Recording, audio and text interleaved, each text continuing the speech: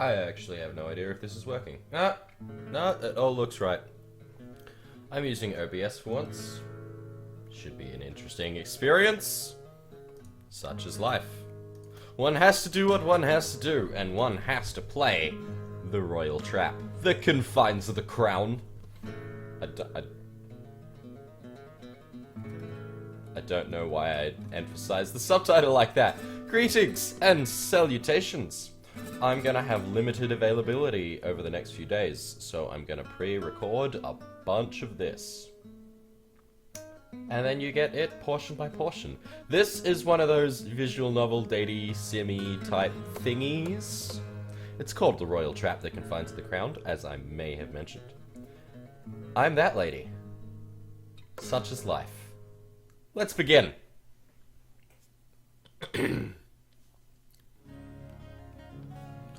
Oscar's hair never behaves. He tried to grow it out 2 years ago, but he gave up long before reaching the adventurous man's ponytail he was hoping to achieve. Instead of gently bouncing waves, he got lank clumps that brushed his cheek and made him fidget like a pup with fleas. In the end, it irritated him enough that he stole the shears while I was away and shaved his head near bald. At least, in the places he could reach. Then he sulked when I showed him a mirror. We hid him from public for months after that. But now his hair reflects in nature, sweet and rumpled and unruly. A clumsy little boy in the body of a young man. Do I look alright? You look fine, my lord. Why do you keep calling me that? You never did before. I don't know why I'm making him progressively more emo. That's a thing. He's emo now. We've never been in a foreign palace before, my lord. It is important that we make a good impression on your potential bride. That means no making eyes at the royal chefs to get an extra pastry. You know your place and I know mine. You must maintain dignity. Right up until I choke on my own foot, like I always do. Well, when you're wedded, you'll have a wisdom to rely on. What is a wisdom? Only if I actually do find a princess willing to have me. Your wife could still be wise and wealthy even if she isn't a king's wisdom. If I married you, I would have a wise wife. Wink. And then you'd starve to death. You are not allowed to try and make a silk purse out of me just because you're afraid I won't impress Princess... you won't impress Princess Cassidy. My lord. There, you see. You were doing better for a moment. I can't do this alone, Maddie. And you can't give me proper advice if you're too busy bowing to keep your ears open. Eyes open. Those things. I give in and stick my tongue at him in the most undignified manner. Bleh. There's my girl. Don't say that. People will get the wrong idea. Which wrong idea? That we're something more than friends, which we're not, and we never will be. I know. Sad face. Help me with the belt. Wink. Yes, my lord. Princess Oscar...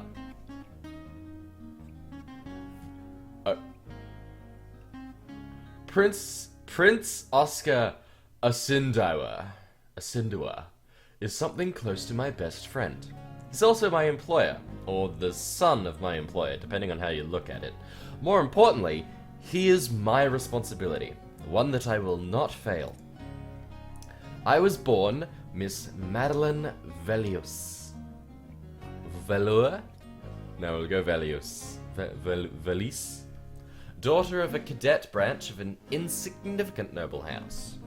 To my misfortune, I was also born the second daughter, and as such, what little wealth and prestige remained in our line was settled upon my sister. It was simply not enough to divide between us and leave us any pretense of gentility.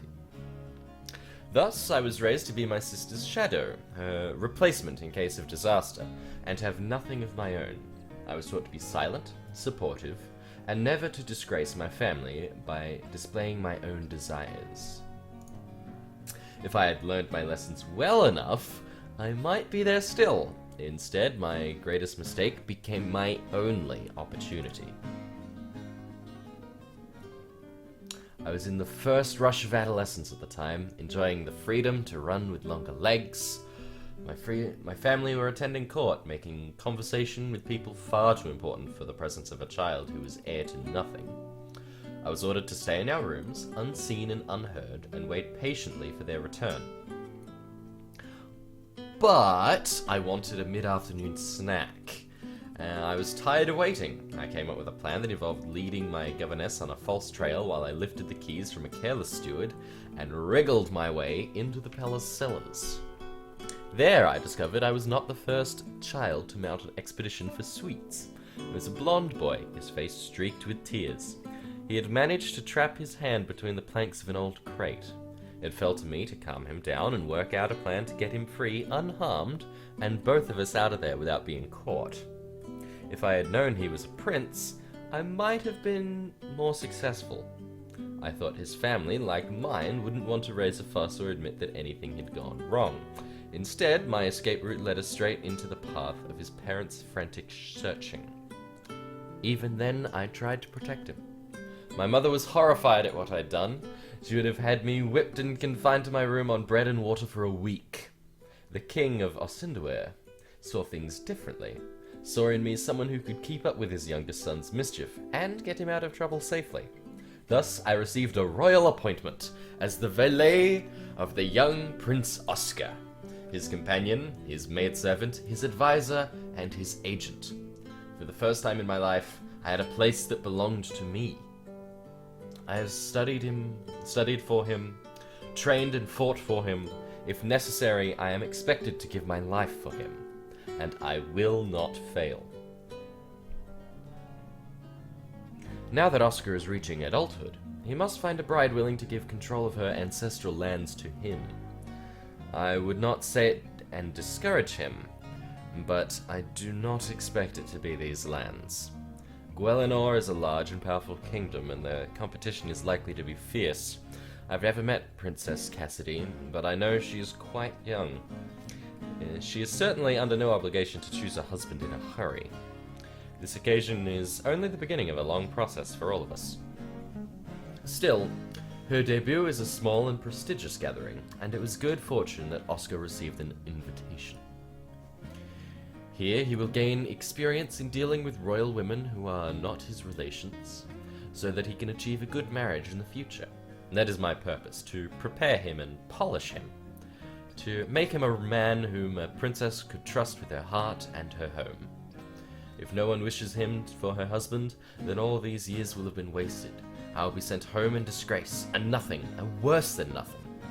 And yet, if he is chosen, then he will become a king, the master of a territory far from his birth, and he will leave me behind.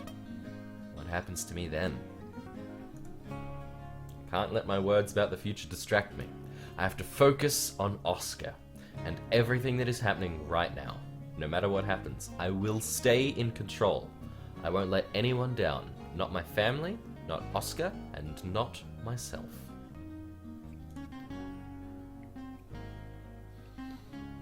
I think you're ready. Are you coming? You're allowed to attend the presentation, not just the ball. Of course. I need to see your competition. I nearly said completion, which would have also worked because she would have been like adjusting things. But not during the presentation. But competition is perhaps more sensical, so we'll go with that. Good. Madeleine. Yes? I want you to know, I really appreciate everything you do for me.